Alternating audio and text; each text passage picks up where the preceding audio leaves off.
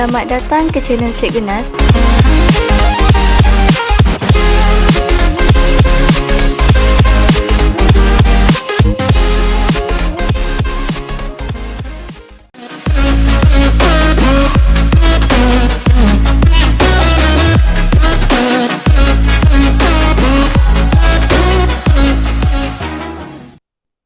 Okey, bismillahirrahmanirrahim. Assalamualaikum warahmatullahi wabarakatuh. Kalau dapat dengar dengan jelas, minta tolong respon ya. Okey, baik. Maksudnya boleh dengar dengan jelas. Untuk hari ini, insyaAllah kita akan buat aktiviti semakan untuk jawapan bagi peperiksaan pertengahan tahun mata pelajaran geografi tingkatan 2. Okey, insyaAllah hari ini kita hanya ada masa lebih kurang 1 jam saja. Kita akan go through untuk soalan objektif saja untuk hari ini. Boleh Okey, sebelum kita mulakan, saya nak tanya macam mana dengan waktu peperiksaan pada minggu lepas? Rasa-rasa soalan ni senang ke, susah ke, macam mana? Boleh kongsikan? Biasa-biasa je cikgu. Biasa-biasa cikgu. Biasa tu senang ke, aras berapa? Skala 1 sampai 5 50-50 cikgu. 50-50. Okey, nanti kita tengoklah tu markah dia minggu depan insyaAllah. Okey, saya tak nak lengahkan masa sebab sepatutnya kelas kita dah boleh mulakan tepat jam 10. Kita ada lagi lebih kurang berbaki satu kelas lagi jumlah pelajar yang masih lagi belum online ni. Okey, tak apalah, kita teruskan. Kalau nak tunggu semua takut nanti kita akan terlewat. Okey, ingat lagi tak soalan pada minggu lepas? Ada siapa-siapa yang boleh rujuk? Tak ada kan? Okey. Kalau tak ada, kita terus tumpu pada yang saya kongsikan. InsyaAllah rasanya masing-masing semua boleh nampak Okey, kalau boleh minta respon, saya kata ada yang tak dapat paparan. Boleh Boleh cikgu. Okey, kita terus lihat kepada soalan yang pertama. Okey, soalan yang pertama, apakah skala dalam sesebuah peta? Kita dah belajar sebelum ni. Apa yang dimaksudkan dengan skala? Siapa boleh jelaskan apakah maksud skala? Skala merujuk kepada, siapa nak cuba jawab? Syarif boleh, Syarif? Boleh cikgu. Ya, silakan. Apakah maksud skala Ya. Skala adalah jarak antara dua tempat. Okey, bagus. Tepat sekali, okey.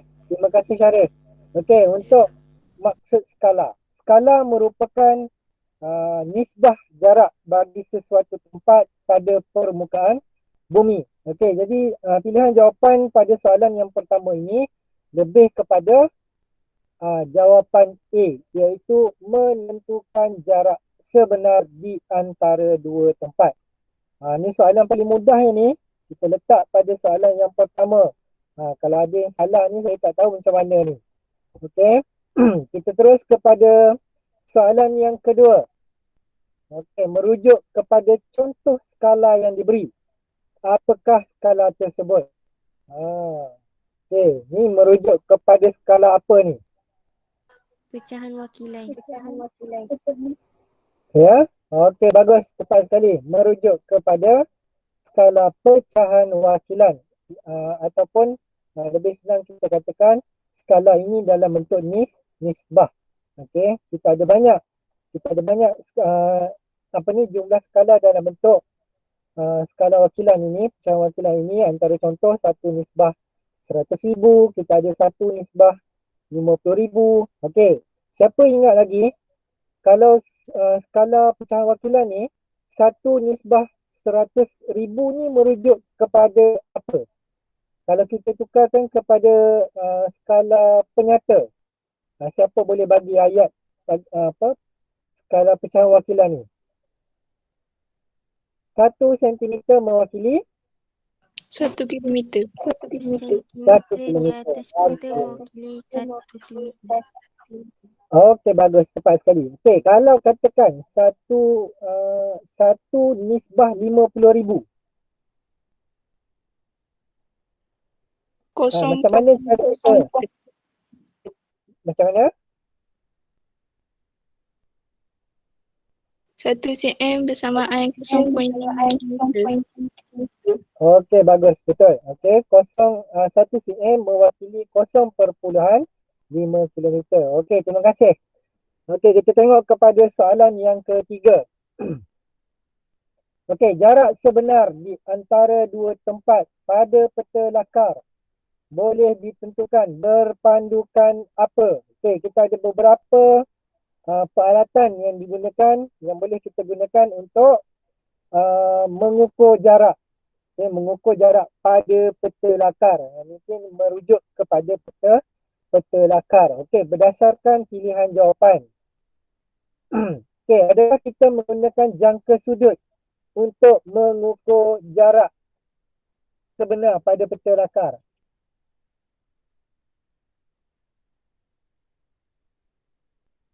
Okey, siapa nak cuba jawab? Kita boleh tentukan jarak sebenar ni berpandukan apa? Skala peta. Skala peta. Okey, jawapan untuk soalan yang ketiga ialah D, iaitu skala peta. Okey, kita tengok kepada soalan yang keempat. Siapa yang tengah online tu, yang open kamera ada tak? Nak check kejap. Oh, tak ada seorang weh. Ya, kan dah letak gambar ni, ada orang open kamera, tak ada Okey, tak apa. Okey, kita tengok kepada soalan yang keempat. Jika kawasan berlorek dalam rajah di bawah mewakili jarak relatif X merujuk kepada, okey, jarak relatif ni apa dia? Merujuk kepada jarak berpandukan masa dan Kos. Kos. kos. Okey, jawapan dia D. Yang tepat. Okey, baik. Ada masalah tak daripada soalan 1 hingga 4? Tak ada Boleh faham dengan baik Okey, kita tengok kepada soalan yang kelima. Alat yang lazim digunakan untuk mengukur jarak lurus di antara dua tempat pada peta menggunakan apa? Jarak lurus. Terus kita boleh gunakan sama ada Pembaris dan jangka tolok. pembaris dan jangka tolok. Baik, okey. Jangka sudut dengan jangka tolok apa beza? Jangka sudut dan juga jangka tolok, apa dia punya perbezaan kedua-dua peralatan ni? Sebab saya takut nanti untuk masa yang akan datang, saya takut nanti ada yang pelajar yang salah jawab untuk soalan ni. Dia keliru sama ada jangka sudut dan jangka tolok. Apa perbezaan antara kedua-duanya? Siapa boleh jelaskan?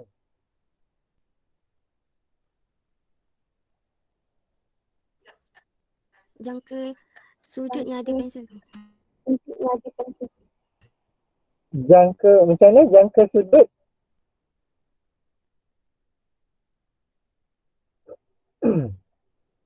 jangka sudut ni istilah lain dia ialah protractor. Yang ada kiraan sudut tu. Okay, yang ada kiraan sudut pada peralatan tu. Itu jangka sudut. Jangka tolok merujuk kepada peralatan yang ada satu bahagian tajam, satu lagi kedua-dua juga boleh jadi bahagian yang tajam. Sebab dia ada satu lagi iaitu jangka lukis. Okey, jangka lukis satu bahagian tajam, satu bahagian lagi kita ada pensel. Okey, itu beza dia. Minta jelas ya. Saya takut nanti waktu peperiksaan yang lain kali takut ada soalan yang sama, awak akan berlaku kekeliruan di situ. Okey, kita tengok kepada soalan yang ke-6. Soalan yang ke-6 merujuk kepada peta. Okey, ini adalah peta topografi. setelah saya dah ajar sebelum ni. Okey, siapa yang masih ingat? Berdasarkan peta topografi, perkara paling utama bila kita dapat soalan ni, kita kena rujuk apa? Petunjuk. Petunjuk. Yang paling utama apa dia? Arah mata angin. Kontur. Arah mata angin. Okey, lagi. Yang sebenarnya, okey, untuk pengingatan balik, bila kita dapat soalan peta topografi ni, perkara yang paling utama kita kena rujuk ialah skala. Okey, sebab ramai pelajar yang gagal untuk lihat skala dengan baik. Apa berlaku ialah, okey, sebagai contoh, katakanlah soalan peperiksaan tu ada tanya berkaitan dengan jarak sesuatu tempat. Ini banyak berlaku pada pelajar-pelajar tak kira batch mana. Baik tingkatan 1, tingkatan 2 sampai tingkatan 3. Okey, bila mana mereka gagal untuk tengok benda yang paling utama, apa yang berlaku ialah bila sampai dekat jawapan tu, soalan yang berpandukan kepada skala yang dinyatakan tu, mereka terus jawab tanpa merujuk kepada skala pada peta. Sebab dekat dalam kepala mereka, dia hanya dapat satu benda je, dia nampak satu benda je, iaitu 1 cm mewakili 1 kilometer. Okey. Apabila awak gagal untuk lihat skala, maknanya awak gagal untuk kuasai peta dengan baik.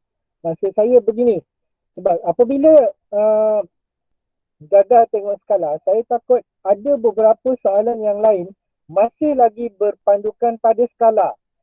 Takut-takut nanti soalan 1A dia tanya mengenai skala, 1B skala, 1C skala. Maksudnya di situ ada 3 soalan berkaitan dengan skala. Yang mana pada ingatan murid, okay, pada peringatan pelajar, skala dia adalah 1 cm mewakili 1 kilometer. Sedangkan sebagai contoh, okay, sebagai contoh, kita rujuk pada peta topografi ni, 1 cm mewakili 0.5 kilometer. Okay, kalau awak silap satu daripada soalan satu, nanti awak akan silap ketiga-tiga soalan. Sebab apa? Sebab dalam kepala kita hanya ingat 1 sentimeter mewakili 1 kilometer. Okey, baik. Kita terus rujuk balik kepada peta topografi yang dikeluarkan ni. Okey. Pekanwira berfungsi sebagai pusat apa? Okey, kita rujuk kepada Pekanwira. Pekanwira ni terletak di kawasan Simpang 3. Okey, kawasan Simpang 3. Kita dah belajar pola pertempatan sewaktu tingkatan 1 dulu. Di kawasan Simpang 3 ni lebih kepada pola pertempatan apa? Siapa ingat lagi? Ni pola pertempatan apa ni di kawasan Pekanwira ni? Pusat. Siapa nak cuba respon? Berpusat. Betul ke berpusat? Dia ada berapa jenis pola pertempatan? Kita ada 4. Kita ada berpusat, berkelompok, berjajar dan juga berselerak. Okey, jadi dia berpusat kerana tertumpu di simpang 3 ataupun tertumpu pada sesuatu objek. Objek ni merujuk kepada mana-mana kemudahan sosial yang disediakan di kawasan tersebut. Okey, sebagai contoh, di kawasan Pekanwira ni, kita dapati ada pejabat daerah.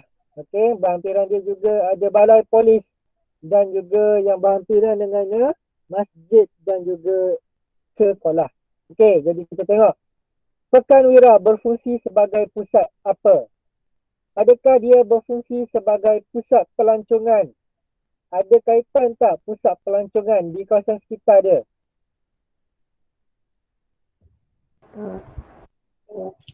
Dia ada. Okey. Sebagai pusat pentadbiran daerah, ada tak?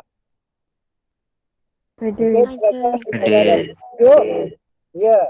Okey, jelas kat dalam petunjuk kita dah ada pejabat daerah. Okey, yang ketiga, pusat hasil pertanian. Ada tak kaitan dia? Ada. Ada. Sebab kita dapati dekat dalam peta topografi terdapat pertanian kelapa sawit. Okey, pertanian kelapa sawit di kawasan Pekan Wira. Okey. Jadi pilihan yang keempat, pengumpulan hasil hutan. Boleh tak kita nak kaitkan dengan pengumpulan hasil hutan? Tak. Tidak berapa tepat sebab dia bukan mewakili keseluruhan keseluruhan kawasan yang lebih besar pada dalam peta ni. Okey, jadi pilihan jawapan yang ada ialah 2 dan 3. Soalan untuk soalan yang ke-6 ni jawapan dia ialah B. Jelas Okey, kita rujuk kepada soalan yang ke-7. Kawasan yang manakah paling sesuai dibina stesen penjanaan kuasa hidroelektrik? Okey, di sini dekat mana yang paling sesuai? Nak bina stesen hidroelektrik perlulah dibina di kawasan tanah. Siapa nak respon? Tanah tinggi. Bina kawasan tanah tinggi. Okey, jadi pilihan jawapan ni. Macam mana kita nak tentukan kawasan ni kawasan tanah tinggi? Siapa nak respon? Okey, macam mana kita nak tentukan kawasan tanah tinggi dalam peta? Silakan. Betul. Okey, baik. Berpandukan Tengok kontur. Dekat sini macam mana nak tahu kontur ni? Tengok Iaitu kontur. garisan-garisan yang dilukis di dalam peta topografi. Okey, jadi pada peta ini hanya ada kawasan 1 dan 4 saja. Okey, jadi pilihan jawapan yang mana yang tepat? Kalau pilihan soalan 1, kita dah jalankan aktiviti pertanian di sini. Okey, takkanlah dah buat aktiviti pertanian tiba-tiba kita nak jadikan kawasan hidroelektrik. Okey, jadi kebanyakan kawasan hidroelektrik adalah dibina di kawasan yang mempunyai sistem saliran. Okey, iaitu sungai. Okey, jadi dekat sini kita ada petunjuk. Okey, kita ada simbol sungai di dalam ni. Kita ada ciri fizikal. Okey, jadi lokasi yang keempat adalah paling tepat dan juga sesuai untuk penjanaan kuasa hidroelektrik. Okey, ada ke yang rasa itu dia jawab salah itu? Tak Ada. ada Ada. Saya risau ni. Ada yang jawab 2 ke? Ada yang jawab 3? Tiga-tiga apa? Penjanaan kuasa hidroelektrik dibina di dalam kawasan paya bakau. Tu susah tu, kena belajar balik Kena buat pembacaan balik. Okey, kita tengok kepada soalan yang ke-8. Sungai Biru mengalir ke arah. Ni kalau ramai yang silap ni saya tak tahu ni. Siapa nak cuba respon? Sungai ni mengalir ke arah mana ni? Barat daya. Barat daya. Baik. Maknanya awak semua dah berjaya menguasai arah mata angin dengan baik. Okey, tahniah. Okey, kita tengok pada soalan yang ke-9. Okey, soalan yang ke-9 berpandukan peta topografi. Okey, berpandukan rujukan grid 4 angka ni. Okey, apakah kedudukan RG 4 angka bagi Kampung Mangga? Okey, sekali lagi berdasarkan peta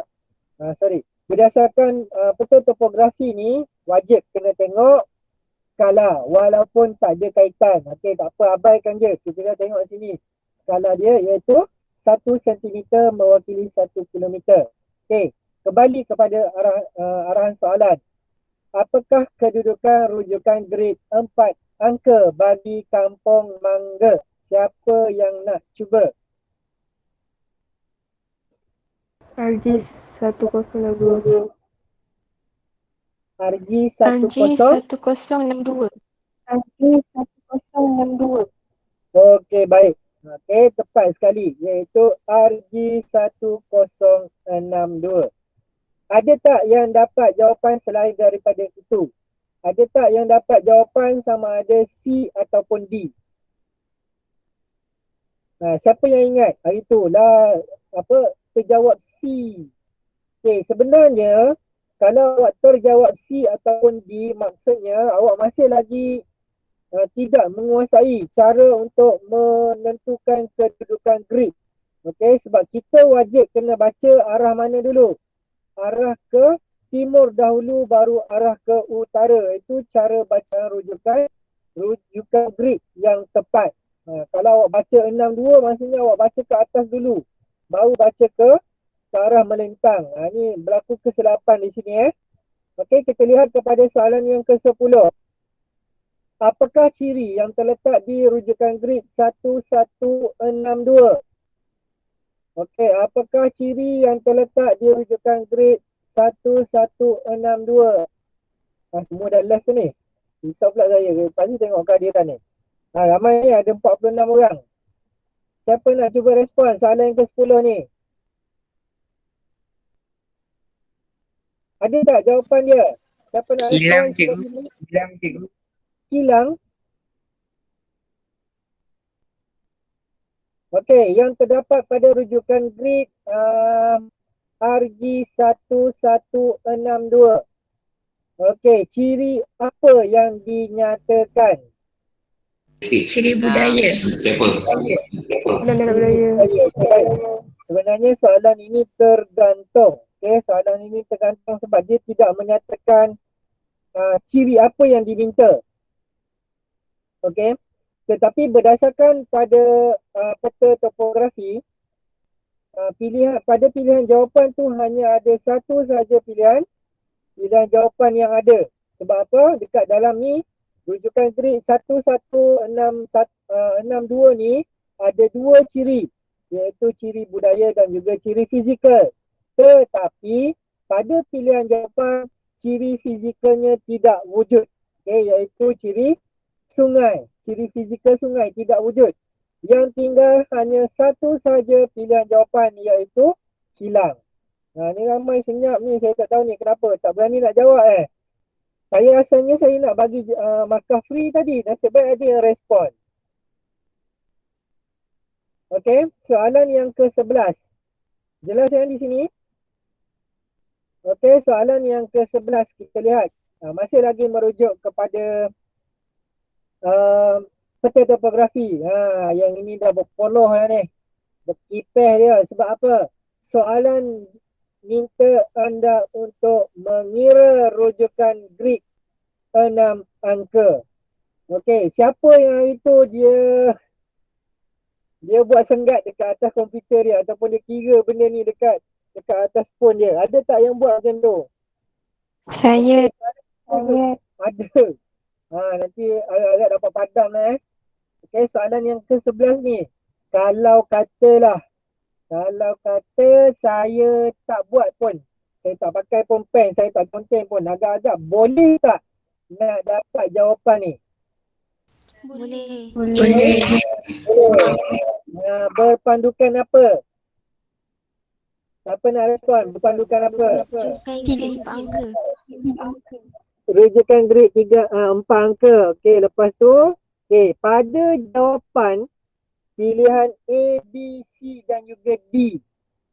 Okey, kita boleh ketepikan pilihan jawapan A dan juga B sebab kita dah tahu rujukan grid 4 angka awal-awal pun dah salah. Okey, jadi yang tinggal hanya ada rujukan grid 6 angka bagi jawapan C dan juga D. Okey, C dan juga D. C tu 109. Okey, manakala D tu 107. Yang mana paling tepat dan paling tepat? 107. Okey, dalam pilihan jawapan yang ini yang paling tepat ialah D, iaitu rujukan grid 6 angka 107,611. Ni nanti kita kena semak balik. Sebab saya takut kalau ada yang pakai telefon sewaktu awak jawab soalan exam ni, takut berlaku sukar nak dapatkan jawapan yang tepat sebab kecil sangat kan. Okey, kita rujuk kepada soalan yang ke-12, masih berpandukan peta topografi. Okay, antara yang berikut, pernyataan yang manakah menerangkan putaran bumi? Apa kaitan pula ni? Betul ke ni?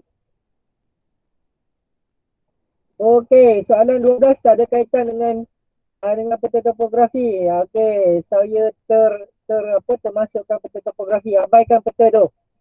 Okey, soalan yang ke-12. Antara yang berikut pernyataan manakah menerangkan tentang putaran bumi? Siapa nak cuba jawab?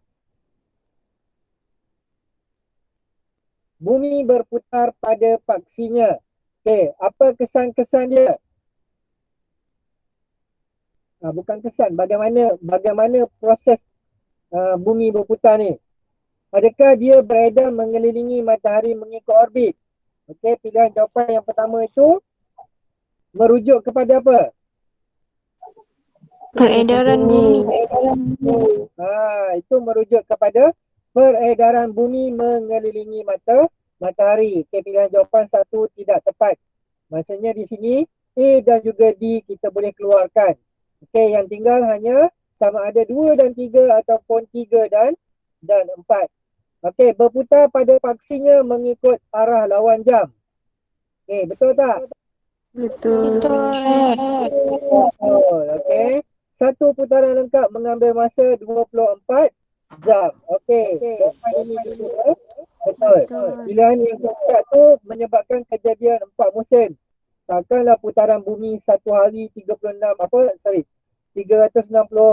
darjah tu boleh menyebabkan kejadian 4 musim kan? Okey, jadi pilihan yang jawapan yang tepat ialah 2 dan 3. Ni saya tak tahu ni. Saya risau ramai yang cuba untuk tembak je jawapan ni. Okey. Jangan sebab pilihan jawapan ni jelas. Awak tengok dah boleh faham dah. Okey, soalan yang ke-13. Dia dah keluar dah gambar globe. Ni pun risau juga ni. Ramai yang main jawab je kan. Okey. Pergerakan bumi yang ditunjukkan dalam rajah di bawah menyebabkan kejadian apa? Ini gambar rajah ni merujuk kepada apa ni? Putaran bumi. Putaran bumi pada paksinya menyebabkan pilihan jawapan yang mana? Kejadian siang dan malam serta Air pasang surut. dan surut. Okey, bagus, tepat sekali. Tahniah. Okey, air pasang kejadian siang dan malam dan juga air pasang dan surut. Pilihan jawapan dia ialah C. Okey, kita tengok gambar rajah 14. Okey, gambar rajah ni merujuk kepada peredaran bumi mengelilingi matahari. Okey, soalan yang ke-14, kenyataan berikut yang manakah benar tentang pergerakan bumi?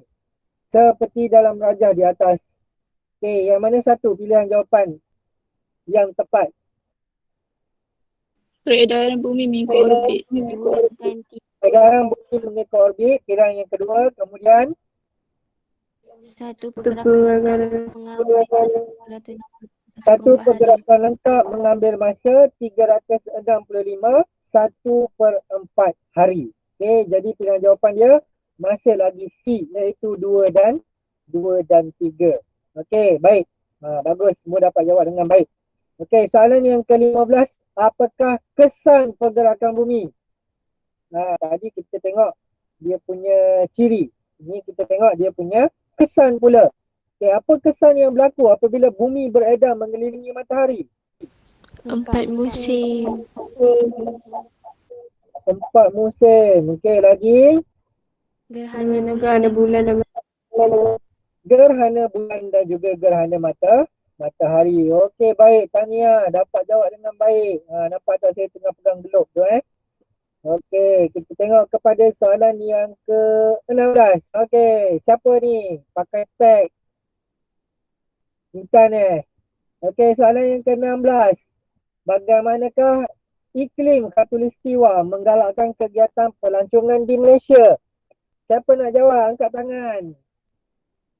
Alamak, lupa saya tak tengok pula. Siapa nak jawab? Silakan. Afiq Syazan, dia masuk awal, 15 minit awal. Ada tak bersama dalam kelas ni sekarang? Respon sikit Afiq. Ada cikgu. Ada, Alhamdulillah. Dia semangat je. Saya suka ni.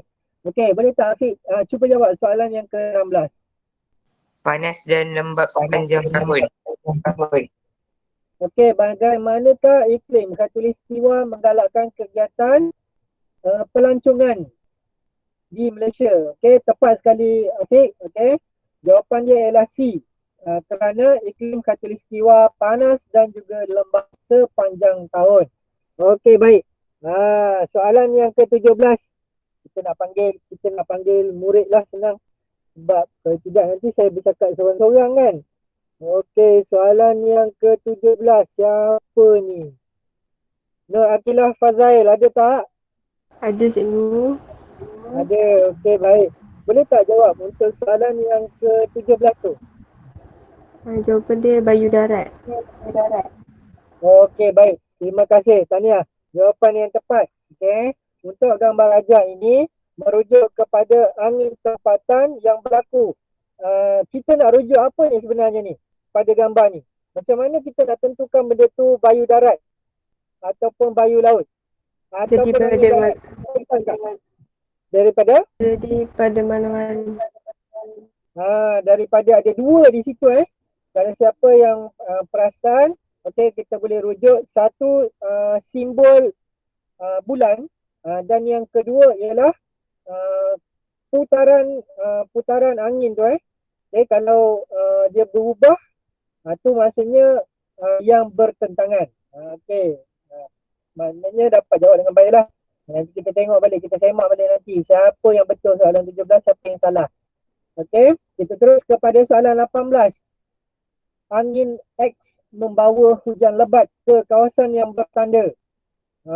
Ni kawasan yang bertanda apa ni? Kawasan bertanda simbol nombor. Yang ini kita dah dapat lihat sendiri. Sebenarnya soalan ni soalan paling mudah. Sebab apa? Dah terang-terang dah angin tu bertiup dari kawasan Laut Cina Selatan. Semasa berlakunya apa ni? Monsun timur laut. Okey, semasa berlakunya monsun timur laut, okey, lokasi yang akan terkena tempias angin ini adalah di kawasan negeri-negeri pantai timur, iaitu Kelantan, Terengganu dan juga Pahang, serta sebahagian di kawasan bahagian tenggara Johor. Okey, di sini jelas pada peta kedudukan nombor 3 adalah merupakan kawasan negeri yang akan terkena hujan lebat. Okey, jadi pilihan jawapan dia adalah C. Okey, kita tengok kepada soalan yang ke-19. Fenomena X dalam rajah di bawah ialah X merujuk kepada aktiviti manusia yang melakukan pembakaran sisa tanaman, pembakaran bahan api fosil merujuk kepada penggunaan petroleum dan juga pelupusan sisa. Ini lebih kepada sisa domestik lah. Okey, yang mana kita bakar sampah. Apa ni lebih kepada merujuk kepada kita buang sampah. Okey, buang sampah. Okey, X merujuk kepada apa? Kesan Siapa rumah nak hijau. Kesan rumah hijau. Kesan rumah hijau. Okey, Pulau apa yang berlaku? Kalau Pulau Habor ni apa yang berlaku? Kesan dia akan menyebabkan peningkatan suhu setempat, terutamanya di kawasan bandar-bandar besar. Berlaku kemarau tiada kaitan. Kenapa bukan jerebu? Kan dia buat pembakaran bahan api fosil, kita buat pembakaran sisa tanaman, kita buat pelupusan sisa. Kenapa bukan jerebu? Siapa boleh terangkan?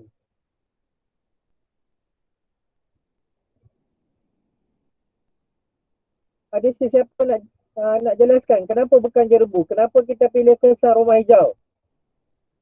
Kerana aktiviti manusia. Kerana aktiviti manusia. Okey. Antara jawapan yang lebih tepat ialah jerebu ini lebih kepada kita ambil balik jawapan Afiq, iaitu kegiatan manusia dalam aktiviti pertanian. Okey, dalam aktiviti pertanian, terutama sekali akibat pembakaran sisa tanaman. Sebagai contoh yang kita pernah berlaku di Malaysia itu akibat pembakaran sisa pertanian oleh negara Indonesia. Okey, soalan yang ke-20. Antara yang berikut pernyataan manakah yang benar tentang putaran bumi? Okey, pilihan 1, 2, 3 dan 4. Yang manakah benar?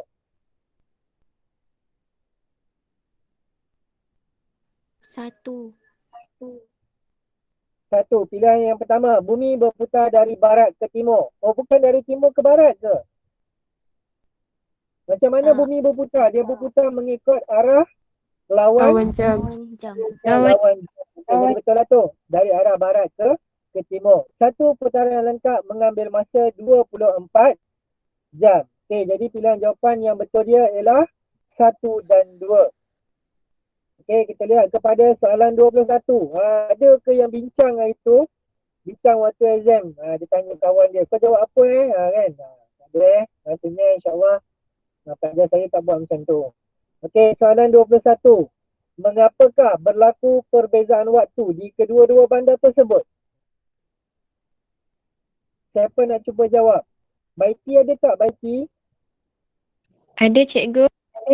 Ada. Okey, baik Baiti. Terima kasih. Boleh tak cuba jawab untuk soalan ini?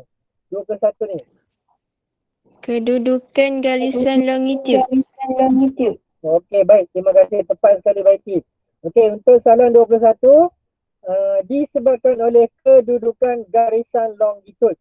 Okey, kenapa? Sebab kita dapat menentukan masa, waktu, tempatan sesuatu lokasi berpandukan garisan longitude. Okey, jawapan dia ialah C. Soalan yang ke-22. Apakah faktor yang mempengaruhi kejadian pasang surut? Okey, siapa nak jawab ni? Akmal ada, Akmal? Ada cikgu. Ada, okey. Silakan Akmal, gelak dia. Tarikan graviti bumi dengan bulan. Okey, baik. Tepat sekali. Iaitu tarikan graviti bumi dengan bulan mempengaruhi mempengaruhi kejadian pasang surut. Ni merujuk kepada pasang surut apa ni? Okey, merujuk kepada pasang surut air laut. Okey, berlaku setiap 12 jam disebabkan oleh tarikan graviti bumi dengan bulan. Okey. Okey, baik. Soalan yang ke-23. Apakah kesan peredaran bumi? Okey, kesan peredaran bumi. Saya nak rujuk kehadiran kejap hari ni. Ahmad Amir, ada tak? Ahmad Amir, sila respon. Ya, cikgu. Ada. Okey, boleh tak minta untuk jawab soalan 23? Kesan peredaran bumi. Okey, apa yang awak rasa awak jawab hari tu? Buka buku dulu kan? Okey, Amir pilih apa, Amir? A, okey, bagus.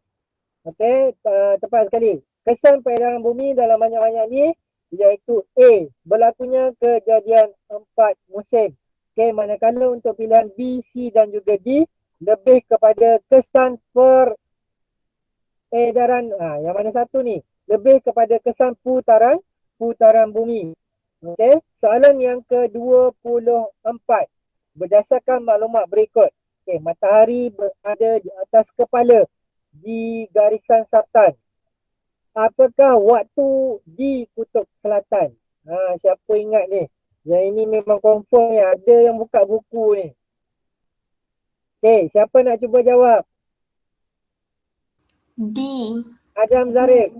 Dah ada jawab baru nak panggil. Okey, apa dia jawapan dia? D. D, dua-dua Okey, betul. Okey. Matahari berada di atas kepala di kawasan garisan selatan akan berlaku waktu siang lebih panjang. Ni saya tak boleh nak ulas panjang sebab masa kita ada lagi 20 minit, kita ada lagi 20 soalan. Okey, saya teruskan kepada soalan yang ke-25. Antara yang berikut, pernyataan manakah yang benar tentang kejadian yang berlaku pada 23 September? Ini saya dah tekankan banyak kali dah. Untuk soalan berkaitan dengan tajuk pengaruh cuaca dan juga iklim. Kena buat pembacaan yang banyak. Okey, kena hadam topik ni baik-baik. Okey, apa yang berlaku? Pernyataan manakah yang benar berlaku pada 23 September? Adakah dia berlaku solstice musim sejuk? Tak. Tidak. Okey. Adakah dia berlaku equinox musim luruh? Ya. Macam mana cara nak ingat gitu? Kita dah belajar kan? Kita dah buat yang atas bawah kiri kanan tu. Okey, yang kedua tu tepat equinox musim luruh. Kemudian yang ketiga, siang dan malamnya sama panjang. Okey, pilihan jawapan ni juga betul. Pilihan jawapan yang keempat, kutub utara mengalami 24 jam siang. Okey, pilihan yang keempat ni jawapannya tidak tepat. Okey, jawapan yang tepat adalah 25C. Okey, soalan yang ke-26. Maklumat berikut adalah kesan peredaran bumi. Waktu siang di hemisfera utara lebih panjang. Okey, waktu di kutub selatan mengalami 24 jam siang. Kejadian di atas berkaitan dengan apa? Berlaku pada musim apa ni? Solstice musim sejuk. Okey, berlaku pada solstice musim sejuk. Okey, baik. Yang ni rasanya ramai yang ada yang jawab tembak tak? Cuba jujur, saya nak dengar. Ada tak yang hari tu dia main tembak je soalan 25 dan 26 ni? Boleh tak respon? Ada. Ada. Ini maksudnya kalau ada 4-5 soalan berkaitan dengan pengaruh cuaca dan iklim ni, saya cukup risau ni. Okey, kita tengok pada soalan yang ke-27. Apakah persamaan antara kedua-dua kejadian di bawah? Okey, kalau tengok sini dah 3 soalan berkaitan dengan kejadian 4 musim. Ni kalau 3 tembak ni dah hilang berapa banyak markah ni. Okey, soalan 27. Apakah persamaan antara kedua-dua kejadian di bawah? Equinox musim bunga dan juga equinox musim luruh. Berlaku apa ni? Siang dan malam sama panjang. Okey, baik. Tania. Okey, jawapan dia ialah D. Berlaku siang dan malam sama panjang. Okey, jawapan dia D. Okey, kita tengok kepada soalan 28. Antara yang berikut, pernyataan yang manakah benar tentang hujan tahunan di Malaysia? Ini lebih merujuk kepada pengaruh cuaca dan iklim di Malaysia. Okey, pernyataan yang pertama, dia kata hujan lebat pada awal pagi. Jawapan tu sendiri yang pertama dah tidak tepat. Ada berlaku hujan lebat pada waktu pagi kan. Okey, jadi pilihan jawapan A dan juga B kita boleh padam. Okey, yang tinggal hanya taburan hujan sekata di semua bandar. Lagilah tidak logik. Macam mana pula taburan hujan sekata, sedangkan kita dah belajar sebelum ni taburan hujan di Malaysia adalah tidak sekata. Jadi pilihan 1 dan 2 tu salah. Yang tinggal adalah 3 dan 4, iaitu hujan dipengaruhi oleh bentuk muka bumi. Kita kaitkan balik. Hujan berlaku berlaku perbezaan hujan. Sebagai contoh, di kawasan pedalaman, di kawasan banjaran, hujan akan berakhir iaitu di kawasan kaki bukit, yang mana kita panggil dia sebagai hujan bukit.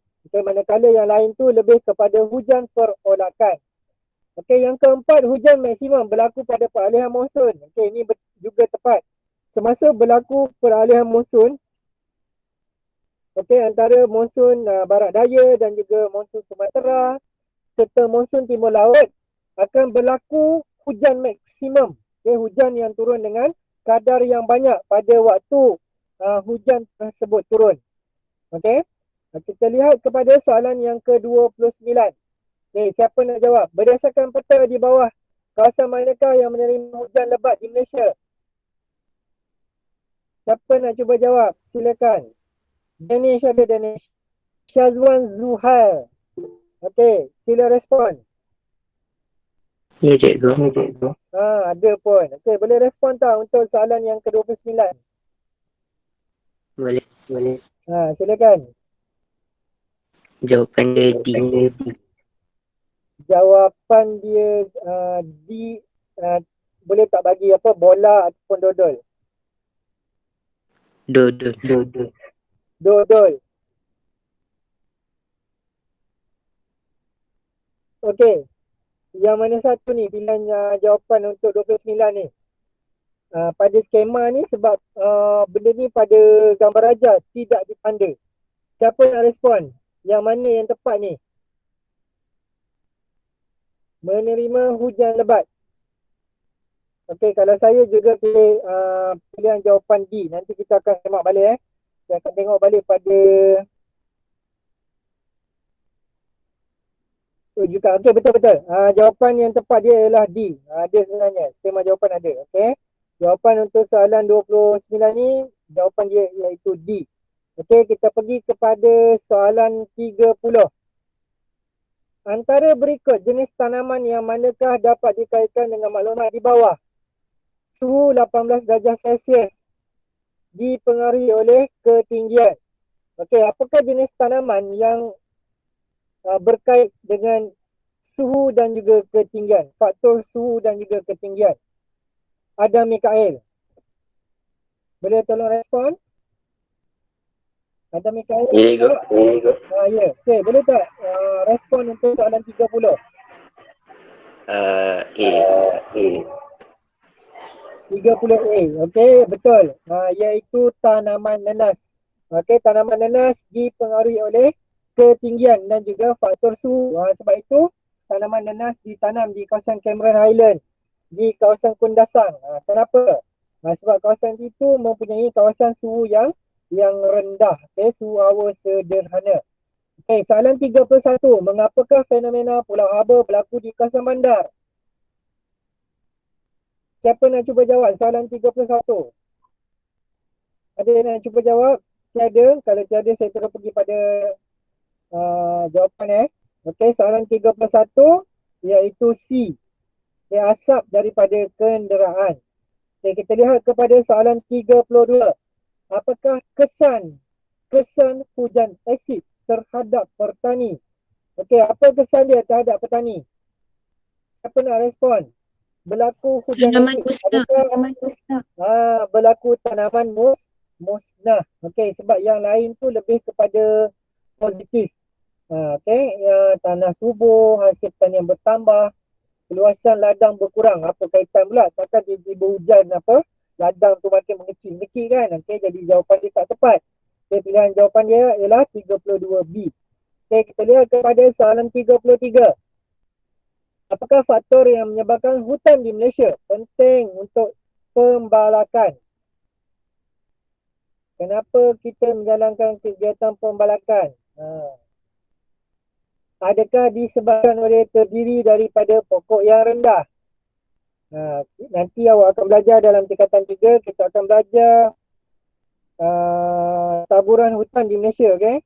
Untuk taburan hutan di Malaysia ni, di Malaysia kita ada beberapa jenis hutan. Kita ada 5 jenis hutan, yang mana antaranya kita ada hutan yang mempunyai hutan hujan tropika. Okay, kita ada 4 lapisan. Okay, jenis-jenis hutan tu pokok-pokoknya hidup tinggi. Tapi penyataan di sini dia kata terdiri daripada pokok yang rendah. Jawapan A itu salah. Mudah diheret pada musim hujan. Betul ke? Salah. Ini memang selalu berlaku musim hujan ke? Tidak kan? Okey, salah. Kepelbagaian spesies pokok. Betul. Adakah jawapan C tu? Ya, pilihan jawapan C adalah paling tepat. Okey, D, suhu antara 20 hingga 30 tidak tepat. Okey, baik. Soalan 34. Antara berikut aktiviti manusia yang manakah mempengaruhi pertambahan gas rumah hijau? Okey, pilihan yang mana? Adakah disebabkan oleh pembakaran sampah ataupun pembuangan sampah? Buang sampah je bertambah gas rumah hijau. Pilihan jawapan 2 salah. Pilihan jawapan yang ketiga, bangunan tinggi di bandar. Salah. Okay, bangunan Salah. tinggi di bandar ni lebih kepada pulau haba. Okay, jadi pilihan jawapan yang tepat dia ialah apa? 1 dan 4. Pembakaran sampah dan juga bahan api fosil yang dibakar. Boleh jelas? Okey, 35. berdasarkan peta, apakah kesan yang berlaku di kawasan X apabila berlakunya kejadian La Nina? La Nina ni merujuk kepada kejadian apa? Kita dah belajar sebelum ni ada dua kejadian, iaitu La Nina dan juga El Nino. La Nina merujuk kepada berlakunya hujan yang lebat, manakala El Nino merujuk kepada fenomena berlakunya panas yang melampau. Okey, jadi di kawasan X tu merujuk kepada apa? Banjir. Apa kesan dia? Berlaku banjir. Okey, pilihan jawapan 35A. Okay, kita terus kepada soalan 36. Apakah lebuh raya yang menghubungkan utara dan selatan? Ini paling senang ni. Siapa tahu? Siapa nak cuba jawab? Lebuh raya utara selatan 36D. Okey. Soalan 37 berpandukan peta Malaysia. Pilih maklumat yang benar tentang lebuh raya dalam peta tersebut. Okey, yang mana satu yang benar? Iaitu, saya nak cepat ni, kita ada masa sikit je lagi. Ya. Okey, baik. Iaitu D. Menganjur dari Bukit Kayu Hitam di Kedah ke Johor Bahru di Johor. Okey, soalan yang seterusnya. 38 antara yang berikut, yang manakah jenis jalan raya yang terdapat di Malaysia? Jalan berturak. Ini kalau siapa salah ni, boleh balik duduk kat dalam hutan jadi orang orang peribumi duduk kat dalam gua kan. Okey, antara yang berikut jenis jalan raya yang banyak terdapat di Malaysia iaitu jalan berturak. Soalan 39, pilih maklumat yang benar berkaitan dengan pengangkutan darat di Malaysia. Okey, pilihan jawapan yang diberi, kawasan pedalaman dihubungi dengan kereta api. Yang kedua, pusat bandar mempunyai jaringan lebuh raya. Yang ketiga, sebahagian besar jalan raya di Malaysia berturak. Dan juga yang keempat, semenanjung Malaysia dihubungkan dengan Pulau Borneo melalui lebuh raya Pen Borneo. Okey, yang mana pilihan jawapan yang tepat? Ruwaidah ada tak, Ruwaidah? Saya cikgu. Ya, silakan Ruwaidah. Awak pilih jawapan yang mana ni untuk 39? 2 dan 3. 2 dan 3. Okey, tepat sekali. Iaitu pusat bandar mempunyai jaringan lebuh raya dan juga sebahagian besar jalan raya di Malaysia berturak. Okey, saya nak respon sikit. Ada tak yang pilih jawapan yang keempat? Saya ingat masa exam pada minggu lepas. Ada tak yang pilih jawapan yang keempat?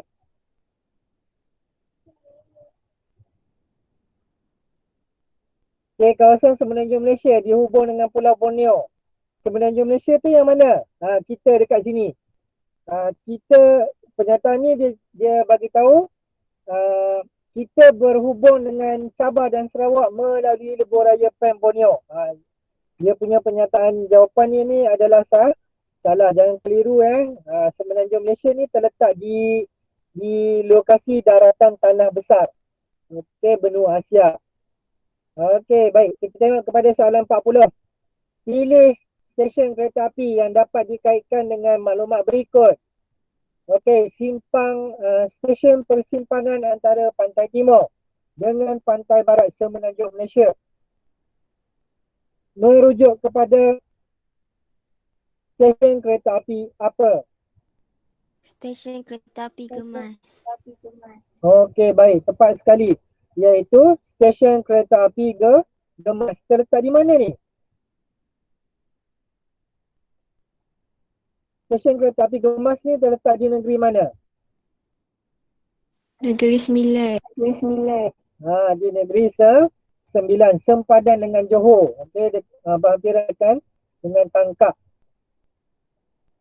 Okey, kita lihat kepada soalan yang ke-41. Mengapakah sistem pengangkutan di Sarawak terdapat di persisiran pantai? Siapa boleh bagi tahu kenapa banyak kawasan sistem pengangkutan di Sarawak lebih tertumpu di kawasan pesisir pantai? Siapa nak respon? Tumpuan penduduk. Tumpuan penduduk. Okey, lagi? Tak berani dah yang lain nak jawab. Okey, kenapa sistem pengangkutan banyak terdapat di kawasan pesisir pantai, terutamanya di negeri Sarawak? Okey, yang pertamanya kerana di kawasan pesisir pantai menjadi tumpuan penduduk. Okey, dan pilihan jawapan yang seterusnya iaitu kawasan pedalaman berhutan tebal dan juga tanah tinggi. Jadi menyukarkan kita untuk membina sistem jalan raya. Okay, sebab kos yang tinggi terpaksa diambil untuk kita bina jalan raya. Okey, kita tengok kepada soalan yang ke-42. Mengapakah sistem pengangkutan darat menghubungkan bandar di bawah? Di Kerteh dan juga Kuantan. Saya nak tanya, siapa tahu apa benda yang ada di Kerteh dan Kuantan? Apa yang ada di Kerteh dan juga Kuantan? Nik Muhammad Raif. Perlombongan. Perlombongan apa? Petroleum. Okey, baik. Terima kasih. Okey, kita ada aktiviti perlombongan petroleum. Okey, bagaimana pula di Kuantan? Kerteh ni di mana tadi? Terengganu. Di Terengganu. Kuantan terletak di Pahang. Kedua-dua kawasan ini, kenapa sistem pengangkutan darat menghubungkan bandar di bawah? Kerana menghantar bahan mentah ke pasaran. Okey. Kita lihat terus kepada soalan 43. Apakah faktor-faktor yang menggalakkan pembinaan pelabuhan utama di Malaysia? Okey, apa faktor dia? Kerana merujuk kepada jenis kegiatan ekonomi. Okey, juga disebabkan oleh kawasan pelabuhan ni lebih kepada dibina di kawasan bentuk muka bumi yang berteluk. Kenapa kita bina kawasan pelabuhan di kawasan bentuk muka bumi berteluk? Sebab kawasan pelabuhan di kawasan Legun lebih terlindung, lebih terlindung oleh bencana alam, terutamanya tiupan angin di kawasan pinggir laut. Okey, kita terus pergi kepada soalan yang seterusnya. Kita dah nak habis dah. Okey, soalan 44. Antara yang berikut, kegiatan ekonomi yang mana dapat dikaitkan dengan pelabuhan Kerteh? Kenapa pelabuhan Kerteh ini dibangunkan? Seperti yang ahli-ahli Adila dah maklumkan tadi, terdapat aktiviti perlombongan. Okay, perlombongan petroleum. Okey, dan kita pergi kepada soalan yang terakhir. Mengapakah pengangkutan air di pedalaman Sabah dan Sarawak penting? Okey, pada pilihan jawapan ni kita ada tanah pamah yang rata, mengangkut penumpang, mengangkut barangan pukal dan juga memajukan kawasan pedalaman. Okey, untuk soalan 45 ni, siapa nak jawab? Pilihan jawapan ni mana yang tepat? Mengangkut penumpang dan mengangkut barangan pukal.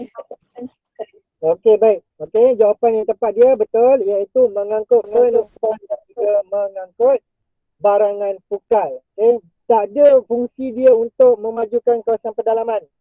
Okey, lebih kepada jaringan-jaringan sungai di kawasan Sabah dan Sarawak ni lebih tertumpu kepada menghubungkan kawasan-kawasan pedalaman. Menghubungkan, bukan bertujuan untuk memajukan kawasan pedalaman. Okey, baik. Kita dah pun selesai untuk semakan bahagian objektif, iaitu soalan A, B, C dan juga D. InsyaAllah kita akan laksanakan aktiviti semakan untuk soalan struktur pada minggu hadapan. Okey, saya tak berniat untuk panjangkan masa sebab saya ada kelas sekejap lagi dengan tingkatan 3. Okey, saya buka sekiranya ada sebarang soalan kepada yang ingin bertanya, silakan. Cikgu, angkat barangan pukal tu apa itu? Okey, mengangkut barangan pukal, saya respon ya. Mengangkut barangan pukal ni disebabkan oleh kawasan-kawasan pedalaman ni mereka berhubung menggunakan bot dan juga ferry Ini nak cerita di kawasan Sabah dan Sarawak.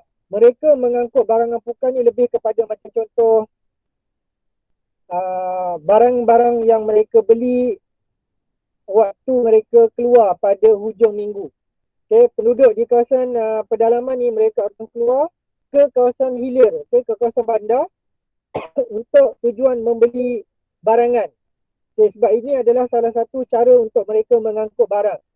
Dekat atas kapal ni dah, dekat atas feri ni dah, mereka bawa ayam, mereka bawa macam-macam lah, ikan dan sebagainya, barangan pertanian untuk dibawa balik ke rumah. Okay, itu dia panggil istilah dari segi barangan pukal sebab dia beli dalam kuantiti jumlah yang besar. Okay, jelas ya? Jelas cikgu. Okay, ada soalan lain? Ada soalan? Kalau tak ada, kita boleh tamatkan dulu sebab saya nak bersedia untuk kelas yang seterusnya. Ada cikgu. Tak ada cikgu.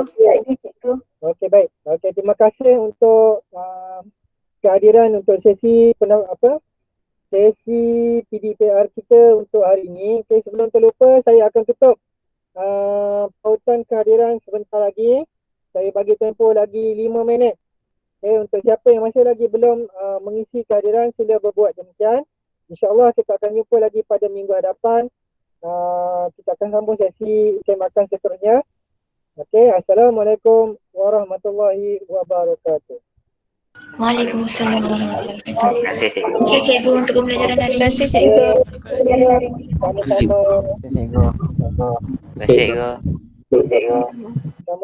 Terima kasih cikgu. Sama-sama. Terima kasih cikgu. Ya, sama-sama. Okey, terima kasih cikgu. Jumpa minggu depan insya-Allah. Ya, insyaAllah. Sama-sama. Assalamualaikum. Waalaikumsalam warahmatullahi wabarakatuh. Jaga diri semua ya. Boleh cikgu.